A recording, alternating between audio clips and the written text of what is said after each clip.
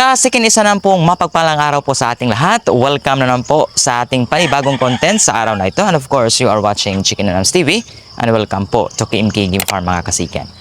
For today's video nga po pala ay ibabahagi po namin sa inyo kung paano kami po naghahanda po ng inahin para po sa sunod na breeding. So sa ngayon meron tayong tatlong inahin na papaliguan sapagkat ayun nga, nahiwalay na po natin yung kanilang mga pasisiw sa inahin. Kaya ayun, papaliguan na natin at purgahin. At meron din tayong isa dito mga kasikan, yung atin pong original na blues o abuhin na talagang almost everyday po siya nangingitlog. So ang gawin natin, i-prime natin mga kasikan. So ang ginagawa lang po natin para huminto po siya sa pag-iitlog is fast lang po natin siya ng isang araw. Hindi po natin papakainin. And with that, pupurgahin na lang din po natin siya at papaliguan para again, masama po natin siya sa breeding mga kasikan. So ibabahagi ko po sa inyo kung ano po yung ginagamit natin, no? Bali, nandito na po, nakahanda na po yung ating patubig dito mga kasikan. Yan po yung ginagamit natin, isang balde lang para sa tatlong inahin. At syempre, yung ginagamit po nating panligo sa kanila is ito pong washout. Kung wala na po tayong washout, yun pong atin pong another option is yun pong Simbos, no, na insecticide or pesticides rather. So ayan, ito po, washout. So sa isang sachet po ng washout mga kasiken, ito po yung sample. Ayan. So intended na po ito for 8 to 10 heads. But tatlo lang po yung papaliguan natin. So talagang maganda po ito, no? So isang balde mga kasiken, kung nakita nyo kanina. So yun po ilalagay natin. At yung pamurga naman po natin mga kasiken is ito pong sobrang effective po na 4-in-1 na pamurga. Ito pong Vermix 4 mga kasiken, no? Sobrang ganda po nito. Ayan. Against tapeworms, roundworms, gapeworms, para po sa ating mga alagang manok mga kasikin. So pwede po ito sa inahin, pwede din po sa mga tandang. So ito rin po yung sample po na tablet niya. Ayan. So kapag stags pa po yung pupurgahin nyo nito mga kasikin, so hatiin nyo lang po ito. Kalahati lang po bawat stags, no? But ayun, kung matured na po, mga hens, mga brood hens po nyo, brood cocks, so isang tablet na po para po sa isang manok. So ngayon, ihanda na po natin yung ating panligo at saka purgahin na po natin mga kasiken kasi nga still mag-duty pa po tayo. So it's 5:30 pa po in the morning. So medyo mataas pa yung oras natin. Kaya after nating magpapaligo, after nating mag-prime ng ating tatlong inahin ngayon mga kasiken, ay ipakita ko po sa inyo yun pong inahin din po natin na nahanda na.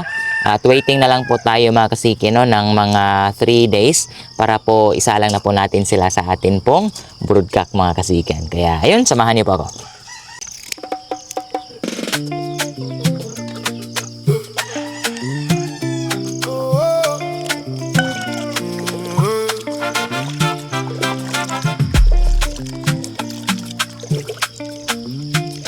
So kasi nandito po yung pinakaunang papaliguan at papurgahin natin. Yun pong ating original na abuhin po, no? So ito po yung producer po natin ng abuhin. Sometimes po yung maproduce po nitong sisiw mga kasiken is white choco. Ayun, very close po na kulay sa abuhin. Ayan. So nasa 8 years old na po ito, no? Sapagkat since 2018 pa po natin itong inalagaan mga kasiken. At siya na lang po talaga yung isang natira natin. And good thing na lang if meron na po tayong mga pasisiw nito, no? So siguro ipakita ko rin sa inyo saglit after natin po may pakita sa inyo yung ating mga inahin mga kasiken. So siya po pala ay on molting. But ayun, tumubo na po. So okay na po, magamit na po natin ito. Probably sa July breeding natin mga kasiken. Kaya ayun, bigyan na po natin ng Vermix 4 kasiken. So ito po yung hitsura po ng Vermix 4. Ayan, asol po na tablet. Ayan po. So every time po na nagpupurga po ako, ay sinasabay ko na rin po yung pagpapaligo sapagkat based po sa aking observation kasiken, mas madodoble po yung effectivity ng pamurga kapag pinapaliguan din po natin yung alaga. Or in short, kapag basa po yung alaga kasiken. So ayan, tapos na po natin lagyan ng pamurga or bigyan ng pamurga. So papaliguan na po natin.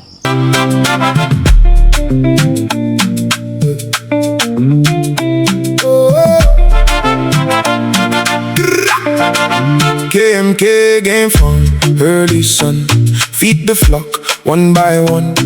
Clean yard, fresh grass ground, strong birds move calm. profound.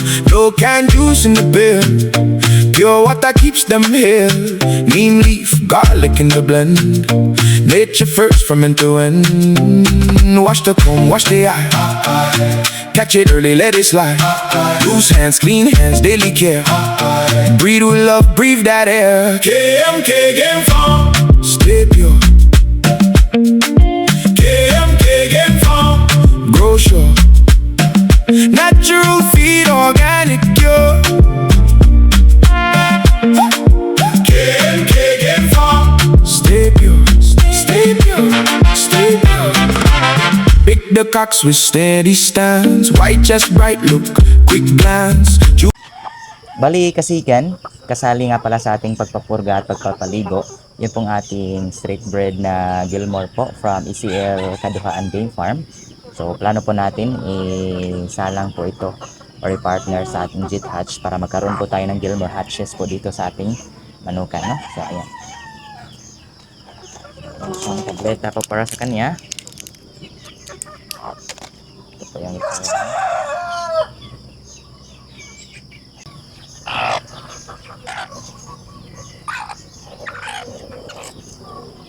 Use the hands with steady line. Good bone, good heart, good sign. Keep the water fresh each day.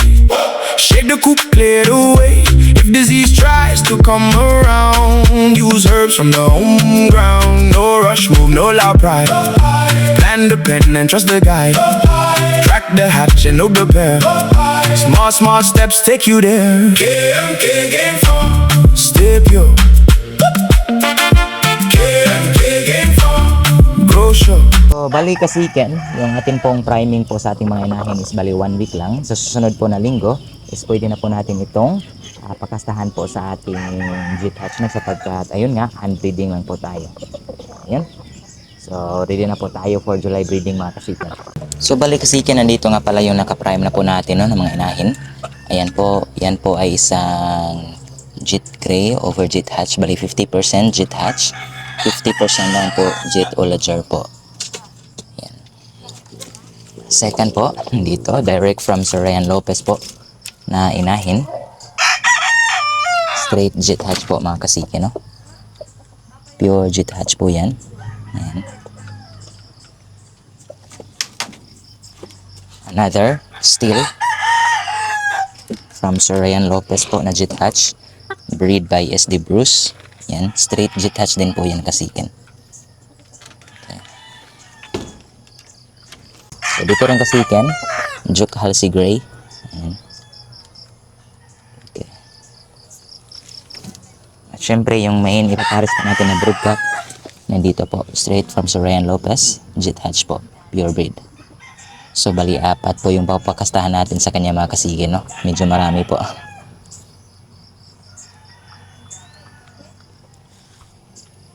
At kasi nandito nga pala yung mga pasisyo natin, no, na hiniwala na po sa unahin.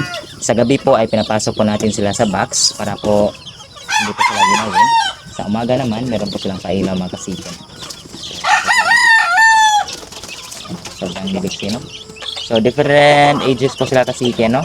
So, may mga 4 days old pa, meron mga week old na. But, yan, tinipon lang natin kasikin, no?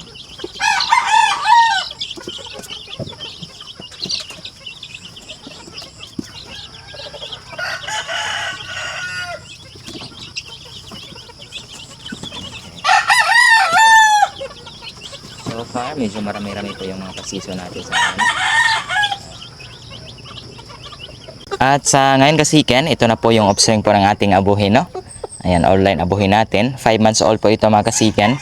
So tinalian na po natin, nakacord na po ito dito sa atin pong ginawang tipi. Ayan. Sobrang ganda. So hindi lang po natin ito pupungusan, no? Sapagkat okay lang din man yung kanyang palong. So ayan, 5 months old. Malapit na po itong makita o malapit na po natin itong mapasayo mga kasiken, no? So, maganda po. Ayan, no? So, kasiken, ito po yung kapatid po, no? Ng 5 months natin. January born po. Ayan. So, pinungusan lang po natin kasiken sapagkat, ayun nga, yung palong niya is natatakpan po yung mata niya. Ayan. So, ito po yung original kulay po ng aming abuhin, no? That was 2013 years ago. So sana po maibalik po natin talaga. And sana yung palo po nito is kasing ganda po ng mga original natin ng mga abuhin, no? So ayan. So malapit na po itong tumapang mga kasiken, no? So ang gamit ko nga pala mga kasiken, isang araw lang fast heal. So sobrang bilis humilom po ng sugat ng ating alaga. Ayan. So meron pa itong isang kapatid, nandun lang po sa kulungan, nalagay natin. So nakadrop po siya doon kasi wala na po tayong extra po na bakante na pwede nating pagtalian, no? So ayan. So okay. So kasikin sa ating pagtatapos, ayan, samahan niyo po ako. Bibigyan po natin ng patuka. Yung po naka-free range po natin ng mga cruces po natin, no? So cruces asil natin mga kasikin at saka cruces basila, nandito po sila.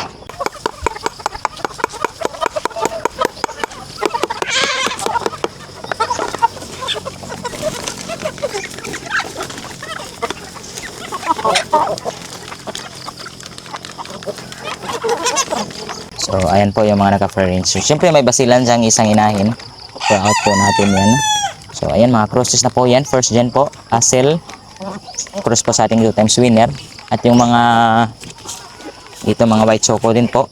Basilan po ito, no? Cross po sa ating white choco. Ayan, experimental breeding po mga kasiken. Ito po yung basilan cross natin mga kasiken, no? Sana po magaling po ang pumalo. So kasikin, sa tingin ko hanggang dito na lang po yung content natin. See you na lang po sa susunod namin mga upload. God bless po.